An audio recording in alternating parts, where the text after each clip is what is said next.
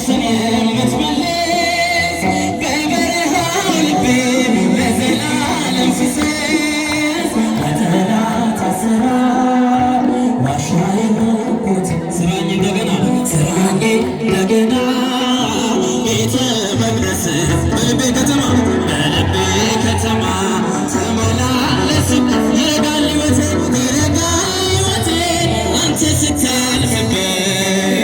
አንተ ስታልፍበት ወደ እልፍኜ ግባ እረፍ በምንጣፍ እንባዬን አርግፌ ከአለቆች ጋር ሕዝቡን የመራ የሚመላለስ በእሳት ተራራ ባህሩን መሸሸ ከማደሪያው የጌታ መልአክ ሲያናውጠው ዘንዶውን አሸንፏል ስሙን በክብር አይሰማም ዘንዶውን አሸንፏል ስሙን በክብር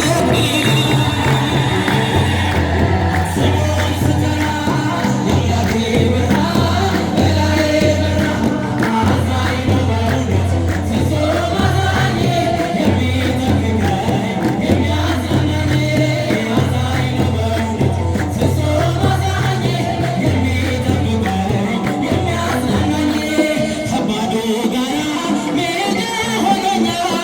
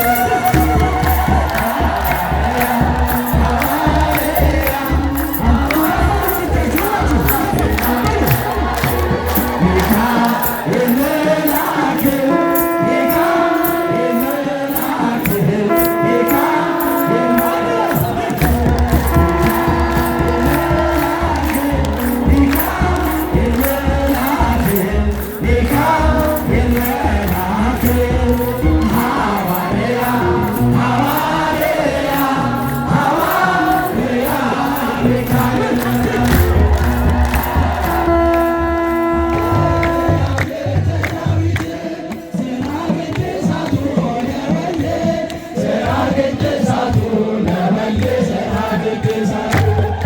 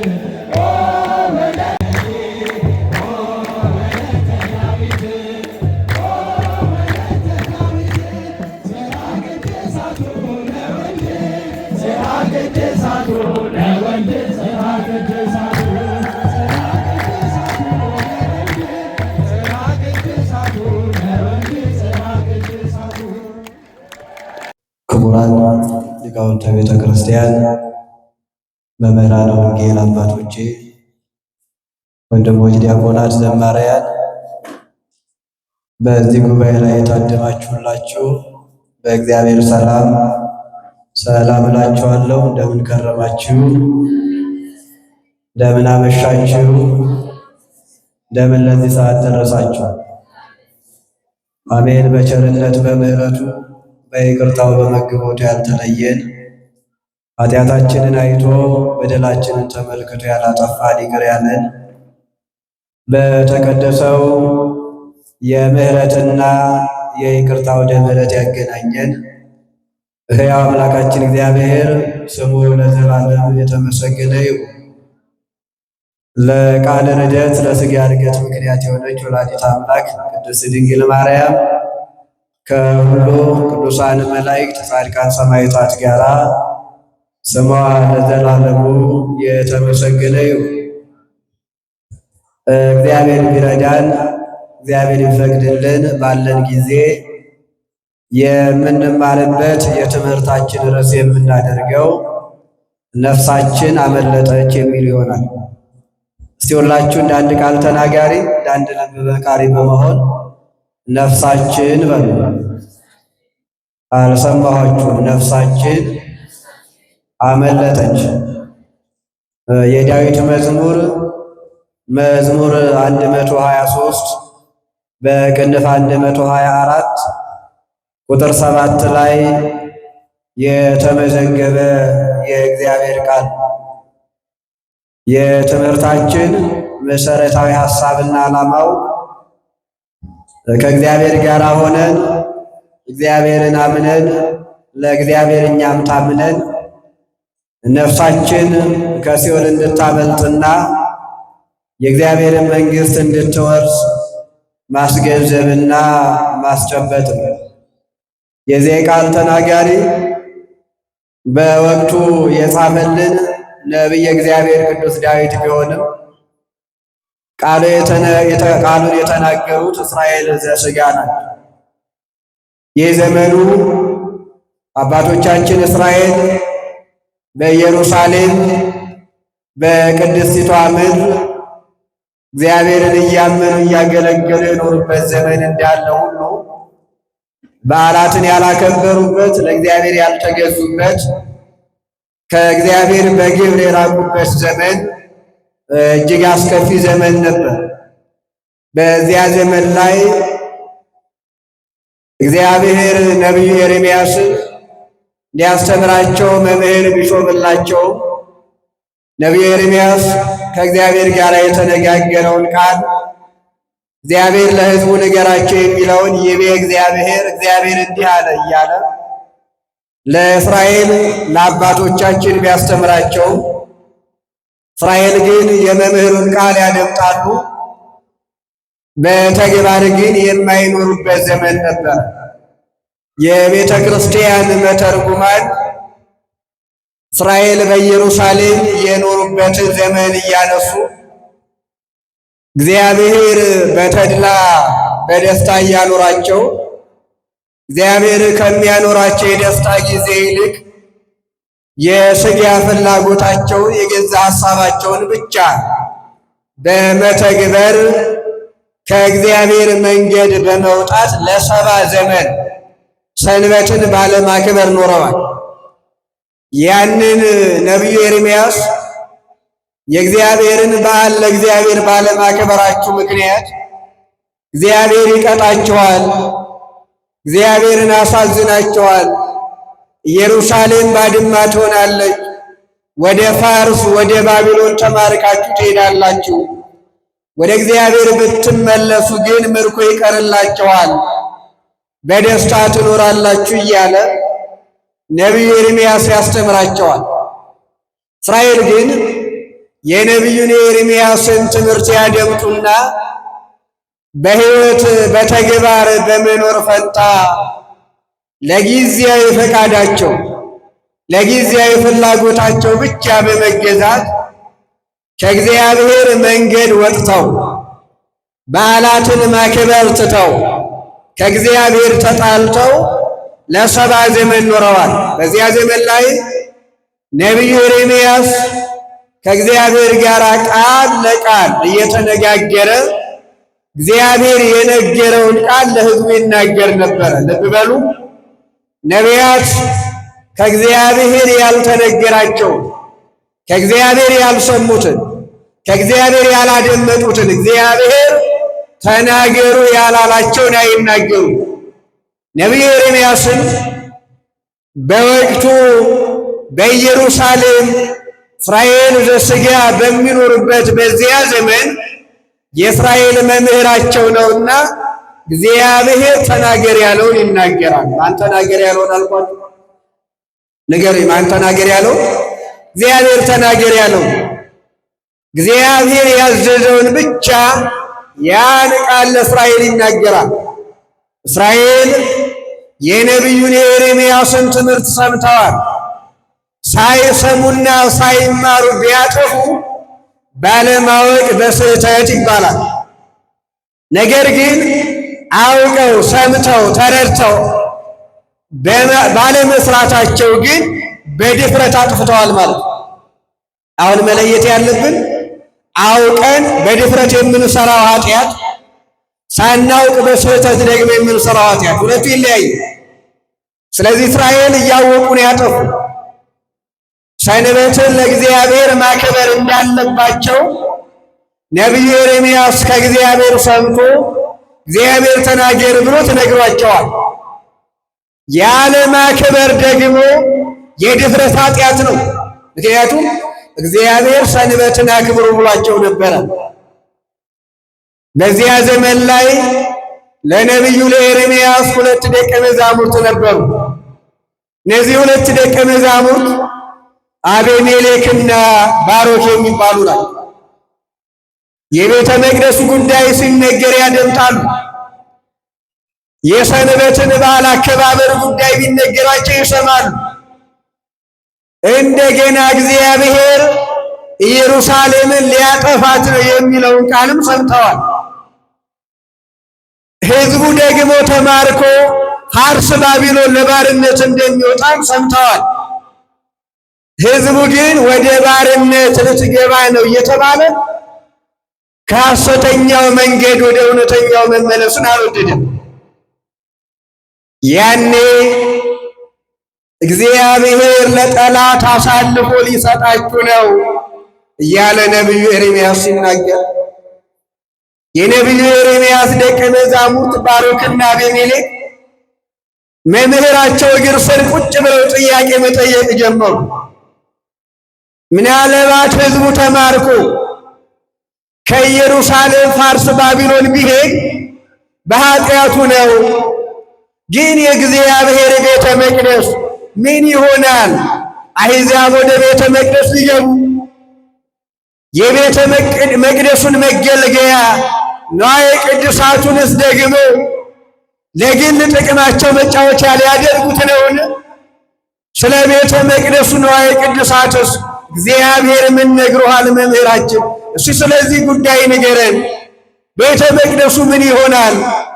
ሕዝቡ ተማርኮ ፋርስ ባቢሎን ከሄደ ኢየሩሳሌምን አሕዛብ ከወረራት ቤተ መቅደሱ ምን ይሆናል? ስለዚህ ጉዳይ እባክህ እግዚአብሔርን ጠይቀህ ንገረን እያሉ እነዚህ ደቀ መዛሙርት ጠይቁታል። ልብ በሉ፣ የቤተ ክርስቲያን ጉዳይ ሲያሳስባቸው፣ የንዋየ ቅድሳት ጉዳይ ሲያስጨንቃቸው ይታያሉ። እነዚህ ደቀ መዛሙርት ስለ እግዚአብሔር ክብር ተምረናል፣ ነገረ እግዚአብሔርን አውቀናል። እግዚአብሔር እኛ አመፀኞችና ክፎች እንኳን ስንሆን ተሸክሞን እያኖረን ነው። አሁንም ተመለሱ ሲለን እግዚአብሔር አልመለስን ያል እኛ ራሳችን ነን። ታዲያ የቤተ መቅደሱ ጉዳይ ምንድን ነው? እንዴት ይሆናል? ሀገሪቷስ እንዴት ትጠፋለች? እባክህ ስለዚህ ጉዳይ ለእግዚአብሔር አንተ ስለምትቀርብ እግዚአብሔርን ጠይቅልን መምህራችን ብለው ነቢዩ ኤርምያስን ጠይቁት። ስለ ቤተ መቅደስ ጉዳይ አበውን ጠይቃችሁ ታውቃላችሁ? ስለመጣው መከራ ሊመጣም ስላለው መከራ፣ ስለዚህ ዓለም ሐሳብ አባቶቻችንን ጠይቀን እናውቅ ይሆን? ከጠየቅን መልካም። አቤሜሌክና ባሮክ ግን የእኛስ ጉዳይ ግድ የለም፣ በኃጢአታችን እንማረካለን። መከራ ቢመጣ በኃጢአታችን፣ ሕገ እግዚአብሔርን በመጣሳችን፣ ከእግዚአብሔር በመጣላታችን፣ ከመንገዱ በመውጣታችን መከራ እንቀበላለን። ግን የእግዚአብሔር ቤተ መቅደስ ምን አደረገ? ስለምን የአሕዛብ ማላገጫ ይሆናል? ይህንን ጉዳይ ከእግዚአብሔር ጋር ተነጋገርና ንገረን ብሎት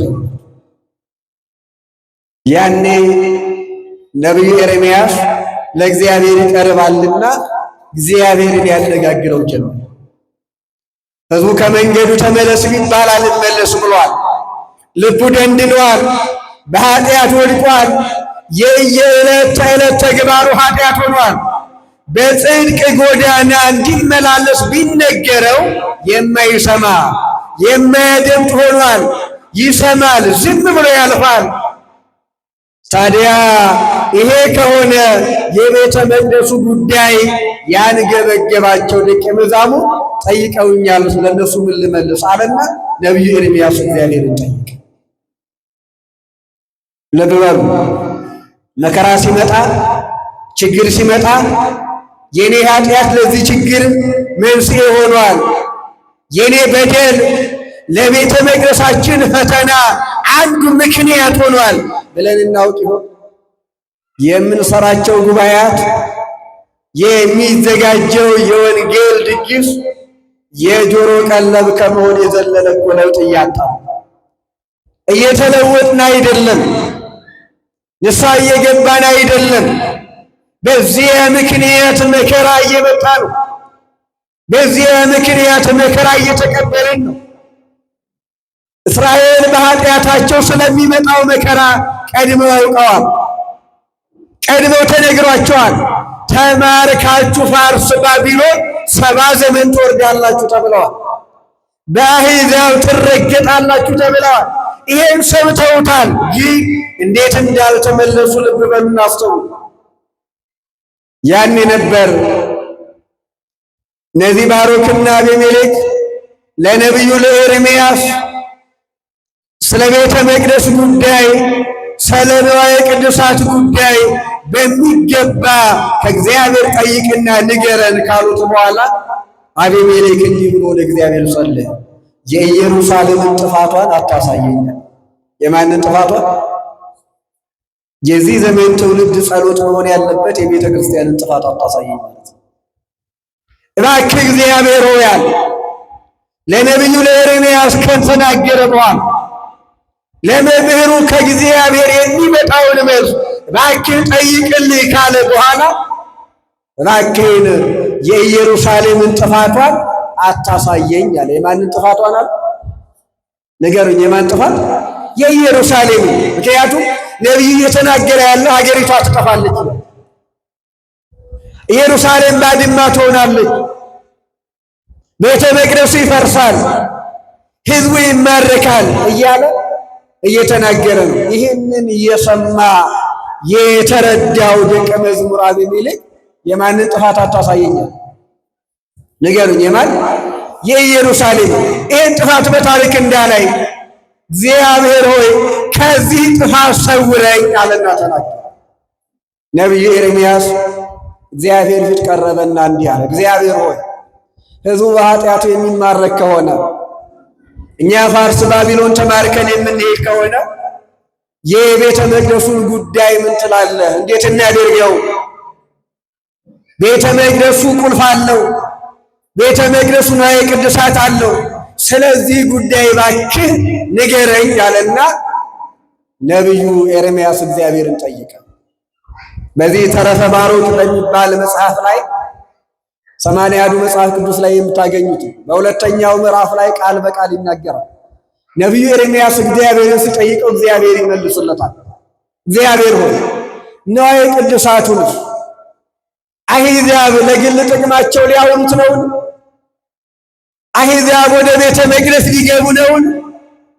ይህንን ምን ትላለህ ንገረኝ ሲለው እግዚአብሔር ለነቢዩ ለኤርምያስ እንዲህ አለ፣ የቤተ መቅደሱን ንዋየ ቅድሳት አውጣና ለምድሪቷ አደራ ስጣታል። ለማን ስጣታል? ነገር ለማን አለ? ለምድሪቷ ነው። ያን ጊዜ ምድር አደራዋን የምትመልስበት ጊዜ አለ። እስከዚያን ድረስ እግዚአብሔር ይሄንን ንዋየ ቅድሳት ጠብቂ ብሎሻል በልና ከቤተ መቅደስ አውጥተህ ለምድሪቷ ስጣታል። አወጣና ነቢዩ ኤርምያስ ንዋየ ቅድሳቱ ይኸውልህ እንግዲህ ምድር እግዚአብሔር አደራ ሰጥቷል ብሎ ለምድር አደራ ሰጥቷል። ምድሪቷ አፏን ከፍታ ንዋየ ቅድሳቷን ተቀበለች። እንደገና ተመለሰና እግዚአብሔርን ጠየቀ። ጌታ ሆይ ንዋየ ቅድሳቱን ለምድር አደራ ሰጥቻለሁ፣ የቤተ መቅደሱን ቁልፍ ምን ላድርገው አለ። ያን ጊዜ እግዚአብሔር እንዲህ አለው ለነቢዩ ለኤርምያስ የቤተ መቅደሱን ቁልፍ ደግሞ ለፀሐይ አደራ ስጣለ። ለማን ስጣለ? ለፀሐይ ስጣለ። ፀሐይ አደራዋን የምትመልስበት ቀን ስላለ ያንን ስጣ ትረከባለች። ነቢዩ አወጣና ያንን ሰጠ። ቤተ መቅደሱን ቆልፏል። ተመለሰና የንዋየ ቅድሳት ጉዳይ የቤተ መቅደስ ጉዳይ ምን እንደሚመስል ለሁለቱ ደቀ መዛሙርት ያስረዳቸው ጀመረ። ለባሮክና ለአቤሜሌክ ማለት ነው ነገራቸው። እግዚአብሔር የቤተ መቅደሱን ጉዳይ እንዲህ አለ አሉ። አዎ የእኛስ ጉዳይ አሉና ጠየቁ። የእነሱንም ጉዳይ እንደገና ነቢዩ ኤርምያስ ከእግዚአብሔር ጋር ተነጋገረ። ጌታ ሆይ አቤሜሌክ የኢየሩሳሌምን ጥፋት አታሳየኝ እያለ ነው። ኢየሩሳሌም እሱ እያየ የምትጠፋ ከሆነ በሐዘን ይጎዳል፣ ያለቅሳል፣ ያነባል። ስለዚህ እሱን ምን አደርገዋለሁ አለ። እዚያው ተረፈ ባሮክ ምዕራፍ 2 ላይ ስታነቡ እንግዲያው ለሕመምተኞች መድኃኒት እንዲሆን አግሪጳስ ከተባለ ወይን ቦታ ላይ ሄዶ የወይን ዘለላ ቀጥፎ እንዲያመጣ አቤሜሌክን ላከዋል። አቤሜሌክን የወይን ዘለላ ቁረጥና ይዘናል። የወይን ዘለላ ሊቆርጥ አግሪጳስ ወደ ተባለ ሰው የወይን ቦታ ሄደ። አቤሜሌክ ማለት ያንን የወይን ዘለላ ቀጥፎ በመሶብ አድርጎ ይዞ ሲመጣ መንገድ ላይ ድካም ተሰማውና በአንድ ዛፍ ስር ጋደም አለ። ከ60 ዘመን በኋላ ይነቃል። ከ60 ዘመን በኋላ ሲነቃ እንቅልፍ አለቀቀው። እንደገና አረፍ ልበል አለ። 6 ዓመት ተጨመረ። በ66ኛው ዘመን ይነቃል አቤሜሌክ። በስንተኛው ዘመን አልኳችሁ? አቤሜሌክ 66 ዓመት ተኝቷል። ሲልብ በሉ የአቤሜሌክ ጸሎቱ የኢየሩሳሌምን ጥፋት አለማየት፣ እግዚአብሔር ደግሞ በቅድስና በንጽህና የጸለየው ጸሎት ሰምቶታል። ያን የወይን ዘለላ ለሕመምተኞች መድኃኒት፣ ለቁስላቸው መድኃኒት የሚሆን ያን ዘለላ ቀጥፎ እንዲያመጣ ታዞ ሄዷል። የመምህሩን ቃል ሰምቶ የነቢዩን የኤርምያስን ትእዛዝ አክብሮ ሄዷል። ከ66 ዘመን በኋላ ነቅቶ ወደ ኢየሩሳሌም ሲመጣ ሲያስተውሉ 66 ዓመት ወደ ኋላ አይደለም፣ ከ10 ዓመት በፊት አዲስ አበባን ከተማዋን ራሱ ብናያት ለውጥ አለው አይደል? ከ60 ዘመን በኋላ ሲመጣ ኢየሩሳሌም ሌላ ሀገር ሆናል፣ ተቀይራለች። 66 ዓመት ነው። አሁን ይሄ ከተማ ማን ይባላል? ኢየሩሳሌም መሆኗን ረስቷል። ከ66 ዘመን በኋላ ከእንቅልፉ ነቅቷል። የእግዚአብሔር መልአክ በአምሳለ አረጋዊ ተገልጦ መንገደኛ መስሎ ይገናኘዋል። ያን ጊዜ ነበር አቤሜሌክ እቺ ከተማ ማን ትባላለች ብሎ የእግዚአብሔርን መልአክ ጠይቀው። አረጋዊ ሽማግሌ መስሎ ነው የታየው። ያን አረጋዊ ሽማግሌ እቺ ከተማ ማን ናት? ኢየሩሳሌም አለ። በሀገራችን አክብር ገጸ አረጋዊ የሚል ትእዛዝ አለ እንጂ ጀጁ ሽማግሌ ብዬ በሰደብኩህ ነበር። ለምን ኢየሩሳሌም ያልሆነችውን ከተማ ኢየሩሳሌም ናት እያልከኝ ነው? ችማ ኢየሩሳሌም አይደለችም፣ ሌላ ከተማ ናት። ኢየሩሳሌም እኮ ከተማረከች ህዝቡ ፋርስ ባቢሎን ከወረደ ዛሬ 66 ዓመት ሆኖታል። ስንት ዓመት ሆኖታል? እንዴት እንዲህ ትለኛለህ? መምህሬ ለሕመምተኞች መድኃኒት በለስ ቀጥፌ እንድመጣ አሁን እኮ ነው ያዘዘ። ገና ደርሼ መምጣቴ ነው። በለሲቷን ቀጥፌ ገና መምጣቴ ነው። ኧረ እባክህ ዘመኑ እኮ አይደለም አለ። በዘመን ተከራከሩና ረቷል። አረጋዊ ሽማግሌው ማለት ነው። ለማንኛውም አለና ያን መሶብ ሲከፍተው ከ66 ዘመን በኋላ የተከደነ መሶብ ውስጥ የነበረችው በለስ አልደረቀችም፣ አልተወለደችም። ገና ዘይቷ ይንጠባጠባል። አሁንም ሰድብህ ነበረ፣ ምክንያቱም ገና ይሄው ዘይቷ እየተንጠባጠበ ሳትጠወልግ ሳትደርቅ ነው የመጣሁት። እንደው የሕመምተኞች ቁስላቸው እየጠዘጠዛቸው በእነሱ ላይ ጨክኜ ጥቂት አረፍ ማለት የራሱ የመምህሬን ትእዛዝ አለማክበሬ ነው። ፈጥኜ መምጣቴ ነው። አሁን አንተማ ደግ ሰው ስለሆን እግዚአብሔር ከኢየሩሳሌም ጥፋት ሰውሮሃል አለ ያ መልአክ። ምን አይነት ሰው ስለሆን ካለው ደግ ሰው ስለሆን ካለው ደግ ባትሆንማ መምህር ኤርምያስ ፋርስ ባቢሎን እስር ቤት ወርደዋል። ባሮክ የመቃብር ስፍራ ናቸው። ሕዝቡ ከተማረከ እኮ 66 ዘመን ነው። ያንን ተነጋገረና ወንድሙ ባሮክን የሚያገኝበት የመቃብር ስፍራ ላይ ሄደ። ተገናኘው፣ ተላቀሱ። ኢየሩሳሌም ተማረካ 66 ዘመን ሆኖ አለካ፣ መምህራችን ኤርምያስን እንፈልግ ብለው በጋራ ቢጸልዩ እግዚአብሔር አናግሯቸው፣ እናንተ ደብዳቤ ጻፉና ወደ ኢየሩሳሌም ትላካላችሁ ተባሉ። ለማን እንልካለን? ኢየሩሳሌም ተማርካለች። ፋርስ ባቢሎን ነው ህዝቡ ያለው። ወደ ባቢሎን እንዴት አድርገን ማን ነው የሚያደርስልን ደብዳቤው? እኔ ርግብ ልካለሁ አለ እግዚአብሔር። በርግብ ተልኮ ኤርምያስና አቤሜሌክ ተነጋግረዋል በደብዳቤ። ኤርምያስ ደቀ መዝሙሮች ደብዳቤ ልከውልሃል ብላ ርግብ ለኤርምያስ ሰጥተዋለች በእስር ቤት። ያንን የተመለከተ መልአክ ከአቤሜሌክ ጋር የተገናኘው መልአክ በትንቢተ ዘካርያስ ምዕራፍ 1 ቁጥር 12 ላይ እንዲህ ይላል። እግዚአብሔር ፊት ቆምና እግዚአብሔርን ያናግረዋል። እግዚአብሔር ሆይ 70 ዘመን የተቆጣሃቸውን ኢየሩሳሌምንና የይሁዳን ከተሞች የማትምራቸው እስከ መቼ ነው? የእግዚአብሔር መልአክ ያኔ እግዚአብሔር ወደ ኢየሩሳሌም በምህረት ተመልሻለሁ አለ። በምን ተመልሻለሁ አለ? በምህረት። እግዚአብሔር በምህረት ወደኛ ይመለስ። የምንሰማው የምናየው ያለው መከራ ሁሉ እንዲወገድ እግዚአብሔር በምህረት ወደኛ ይመለስ። ያን ተመለከተ። ወደ ኢየሩሳሌም ዛሬ በምህረት ተመልሻለሁ። አሁን ኢየሩሳሌምን ምሬያታለሁ፣ ይቅር ብያታለሁ። ሕዝቡ ከእስር ቤት ከፋርስ ከባቢሎን ወጥቶ ወደ ኢየሩሳሌም ይመጣል። አሁን በነፃነት በቤተ መቅደስ እግዚአብሔርን ማገልገል ይችላል ብሎ እግዚአብሔር ለመልአኩ ይነግረዋል። ይህንን የተመለከተ ቅዱስ ዳዊት የአባቶቹን መከራው አድርጎ እግዚአብሔር እንዴት እስራኤልን እንደጎበኛቸው ሲናገር በዚህ በ123ኛው መዝሙር ላይ ለዛሬ መነጋገሪያ ርዕስ ያደረግነው ክፍል ላይ እንዲህ ይላል። እግዚአብሔር ከኛ ጋር ባይሆን አለ። ቁጥር 1 ማን ከኛ ጋር ባይሆን? ጠላት በተነሳ ጊዜ ሕያዋን ሆነን ይውጠን ነበረ። እግዚአብሔር ስላለ እግዚአብሔር ከኛ ጋር ስለሆነ ጠላት እንደተነሳ አላጠፋንም። እግዚአብሔር በመከራ ውስጥ እንኳን ጠብቆናል። ይህን ሲናገር ነው ቃል በቃል የሚጽፍልን ነቢየ እግዚአብሔር ቅዱስ ዳዊት። እናንተ ከቁጥር 6 ጀምራችሁ አንብቡት። እንዲህ ይላል፣ ለጥርሳቸው ንክሻ ያላረገን እግዚአብሔር ይመስገናል። ነፍስ ነፍሰ አምሰጠት ከመ ወፍ መስገርትን አውት መስገርትሰ ተቀጥቀጠት ወንሕነሰ ድኅነ። ወጥመድ ተሰብሯል፣ እኛ ምልጠናል። 70 ዘመን ፋርስ ባቢሎን በእስር ቤት ነበርን፣ ታስረን ነበረ፣ ባሪያዎች ሆነን ነበረ።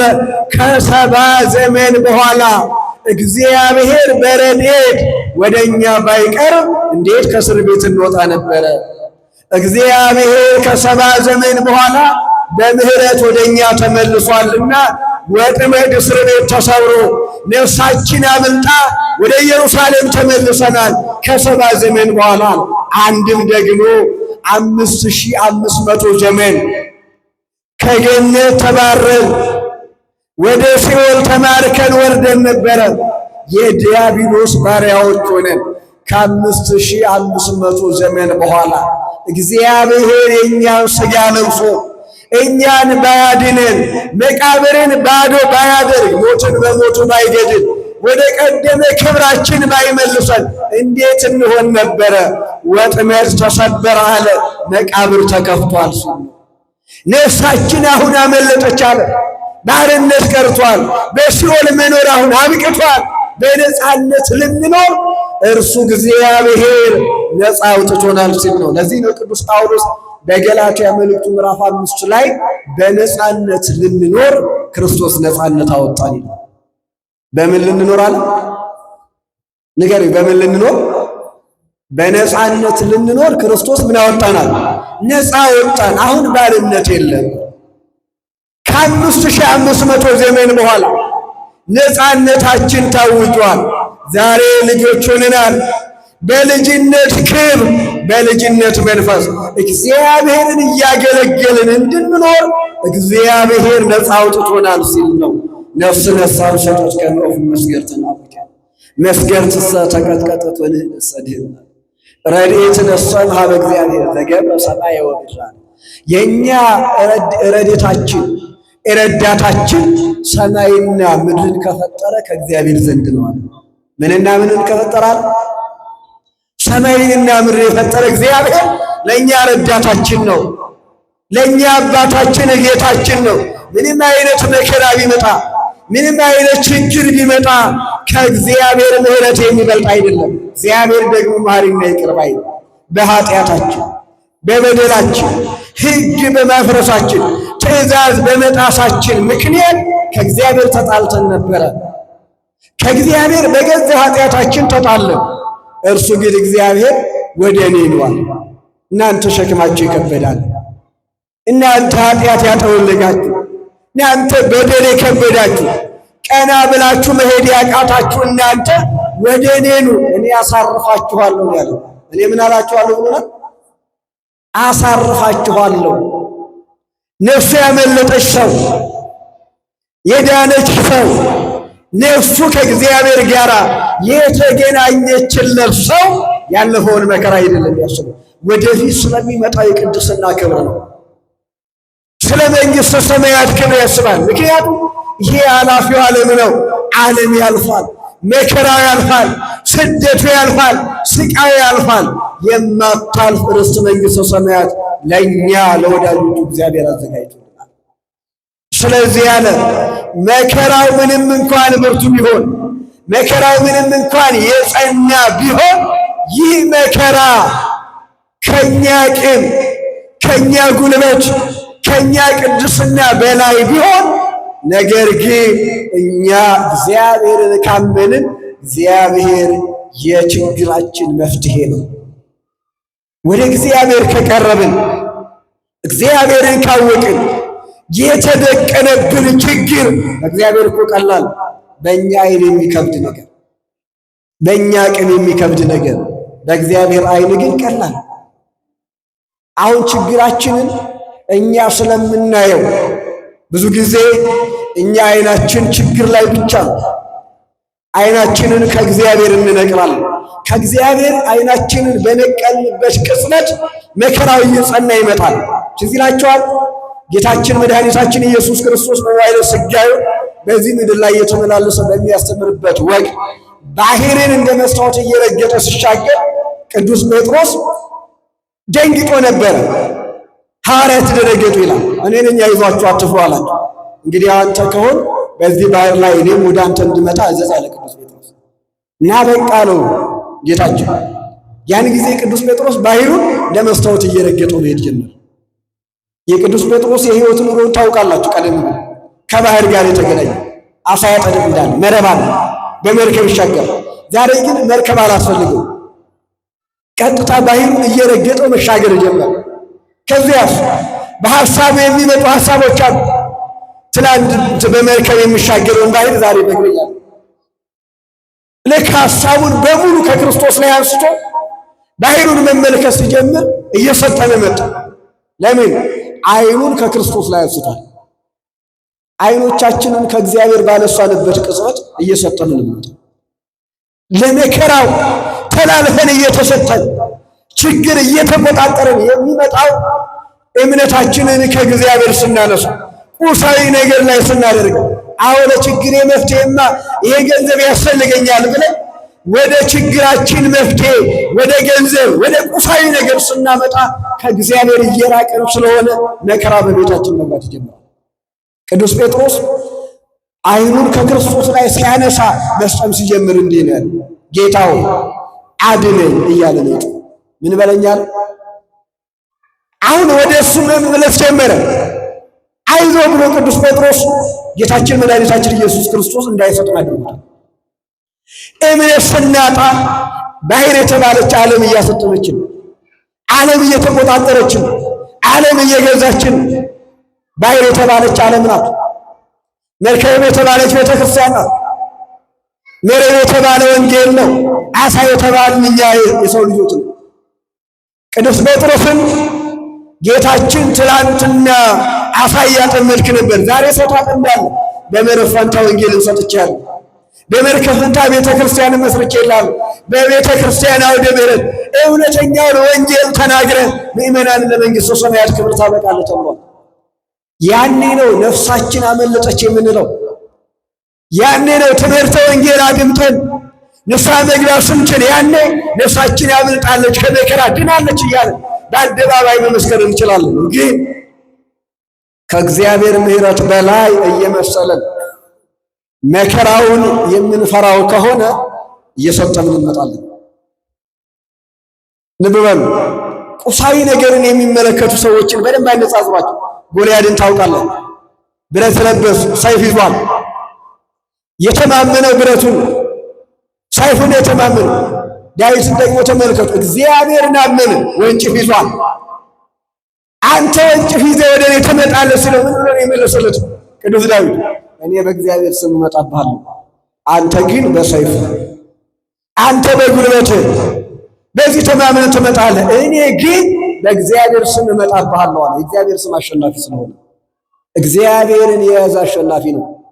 ምን ጊዜም ልናሸንፍ የምንችለው እግዚአብሔርን ስንይዝ እንጂ ቁሳዊ ነገር ስለበዛልን አይደለም። ከቁሳዊ ሐሳብ ከዚህ አስተሳሰብ ነፃ ከሆነ አዎ እግዚአብሔር ረዳታችን ነው። ያኔ ማሸነፍ እንችላለን። ያኔ መውጣት እንችላለን።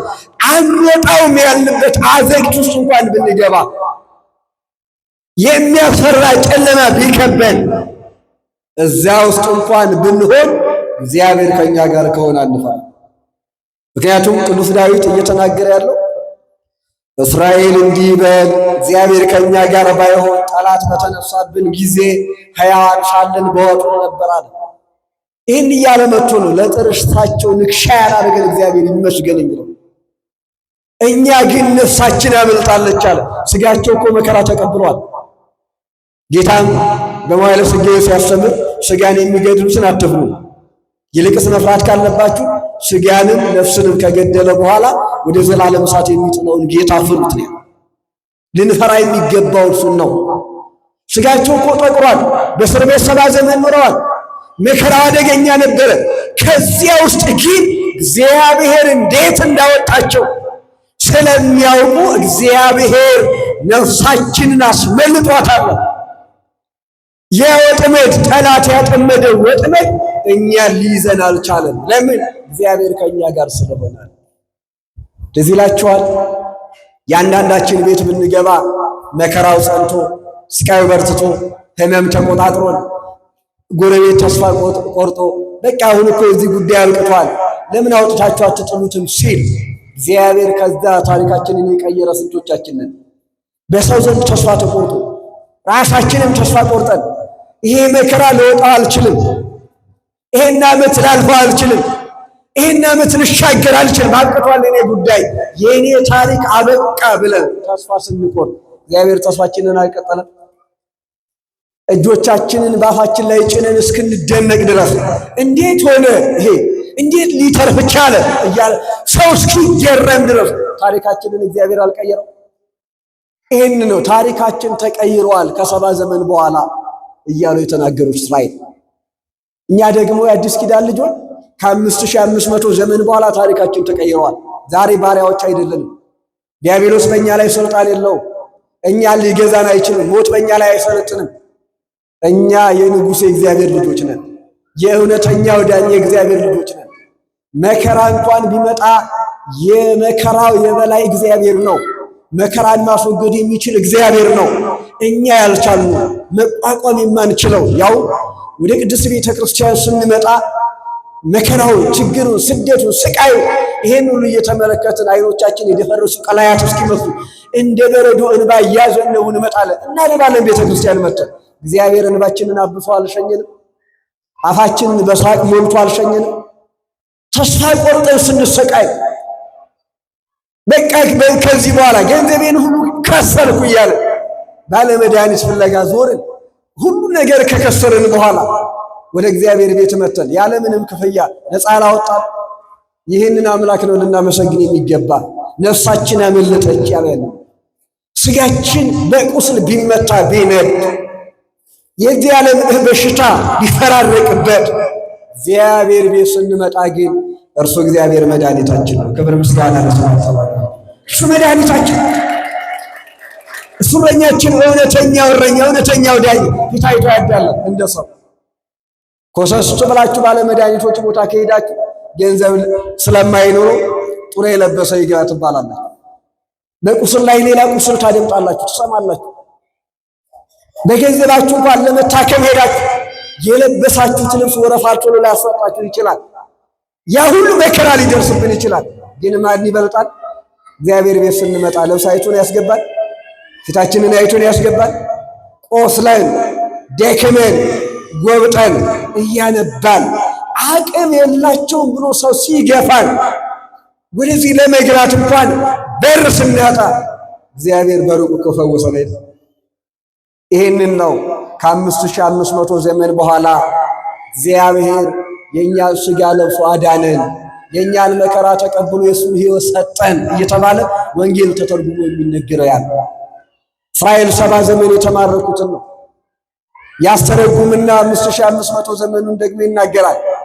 እግዚአብሔር ከ5500 ዘመን በኋላ ይሄ በሐሙስ ዕለት ወበመንፈቃ ለዕለት ትወለድም ወለተ ወለትከ ያለውን ቃል ያናስቡ እግዚአብሔር የእኛን ሥጋ ለብሶ ሳይንቀን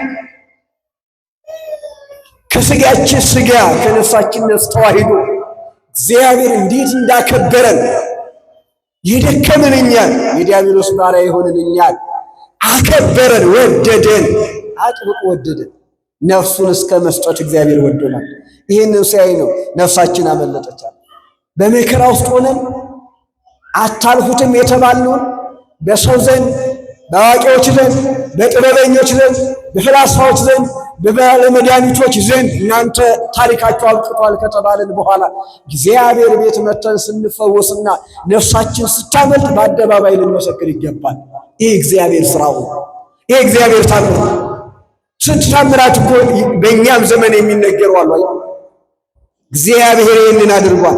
ረዳታችን እግዚአብሔር፣ ሰማይና ምድር የፈጠረ እግዚአብሔር፣ ከወደቅንበት ያነሳን እግዚአብሔር፣ ያከበረን እሱ እግዚአብሔር ነውና ይህንን ክብራችን ሳንተው በዚህ ክብር ላይ እንደዚያው ክብራችንን ጠብቀን በክብር ላይ ክብርን ተጎናጽፈን በሕይወተ ሥጋ እያለን የእግዚአብሔርን ሕግ አክብረን በእግዚአብሔር ሕግ ጸንተን ሕግ እግዚአብሔርን ሰርተን ትእዛዙን አክብረን እንደ አባቶቻችን የእግዚአብሔርን ሰንበት አክብረን በዓላትን አክብረን ከክብረ በዓላቱ ደግሞ በረከትን አግኝተን የእግዚአብሔርን ክብር እንድናይ በመጨረሻ መንግሥቱን እንድንወርስ እግዚአብሔር አምላክ በቸርነቱ ይርዳል። ነፍሳችን አመለጠች። ስለዚህ ነፍሳችን አምልጣለችና ዳግመኛ በባርነት ቀንበር እንዳንያዝ ንስሐ ግቡ ስንባል ንስሐ እንድንገባ እግዚአብሔርን አምነን በእግዚአብሔር ተስፋ ሳንቆርጥ እኛም ለእግዚአብሔር ታምነን እስከ መጨረሻው ጸንተን እንድንኖር እግዚአብሔር በቸርነቱ ይርዳል። ያስተማረን የመከረን እስከዚህ ሰዓት የጠበቀን ሕያው አምላካችን እግዚአብሔር ስሙ የተመሰገነ ይሁን። ይቆየን።